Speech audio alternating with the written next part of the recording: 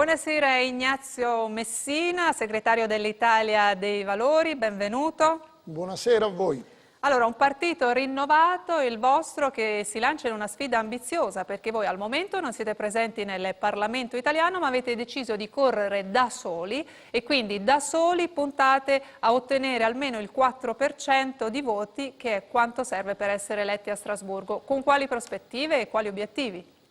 L'obiettivo certamente è di riavere la nostra rappresentanza in Parlamento. Noi abbiamo fatto una scelta di coerenza nei confronti dei cittadini, abbiamo scelto di presentare il nostro simbolo, non fare delle accoppiate strane con altri soggetti politici con l'obiettivo di superare un'asticella. L'asticella la superi con le buone idee e con le persone giuste da portare in Parlamento. Buone idee rivolgendoci a quel 60% di cittadini italiani che ancora oggi dichiarano di non voler andare a votare, cioè sostanzialmente di non sentirsi rappresentati da nessuno. Bene, è a loro che ci vogliamo rivolgere, ricordando anche che non andare a votare alla fine favorisce soltanto la mafia e la criminalità organizzata, perché comunque quelli a votare ci vanno sempre. Dunque, il vostro slogan è europei non tedeschi. Le chiedo, ma scegliere la Germania come bersaglio non è un po' una scorciatoia troppo semplice? Perché avete scelto questo slogan? Ce lo spiega? Abbiamo scelto lo slogan innanzitutto, premetto, non ce l'abbiamo certamente col popolo tedesco, che è un popolo amico, ma con la politica della Germania. Vede, il problema non è l'euro.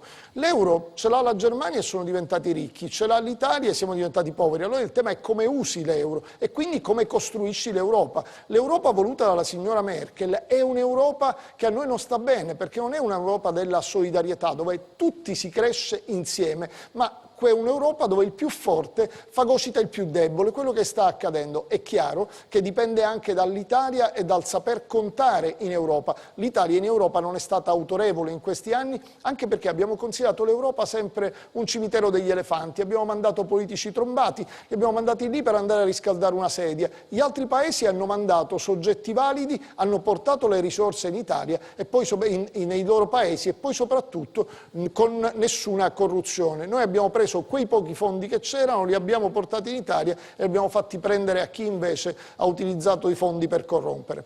Tornando all'euro, voi dite noi non vogliamo uscirne ma restare nell'euro ad altre condizioni. Quali? Certamente sì, l'euro e l'Europa soprattutto devono essere un'opportunità, ma per fare questo bisogna avere innanzitutto un contratto collettivo di lavoro europeo, per fare in modo che i lavoratori italiani abbiano gli stessi stipendi e gli stessi diritti dei lavoratori europei. In Italia lo stipendio medio per chi ha la fortuna di averlo è 1.500 euro, in Europa 2.100, 2.300, parlo della Germania, dell'Inghilterra e della Francia. Allora non è possibile che ci siano stipendi così bassi a fronte di un'Europa che ha stipendi più alti. Secondo, una fiscalità europea, per fare in modo che le imprese italiane paghino le stesse tasse delle imprese europee. Parlo soprattutto delle piccole e medie imprese che sono il perno della nostra economia. Bene, noi paghiamo il 46% di tasse in Italia a fronte del 21% della Germania, della Francia e dell'Inghilterra. Da ultimo le banche. Le banche devono finanziare allo stesso tasso se siamo Europa. Non è possibile che in Italia i finanziamenti alle imprese siano dati all'8-10% quando te li danno e in Germania il finanziamento medio alle piccole imprese è il 2%.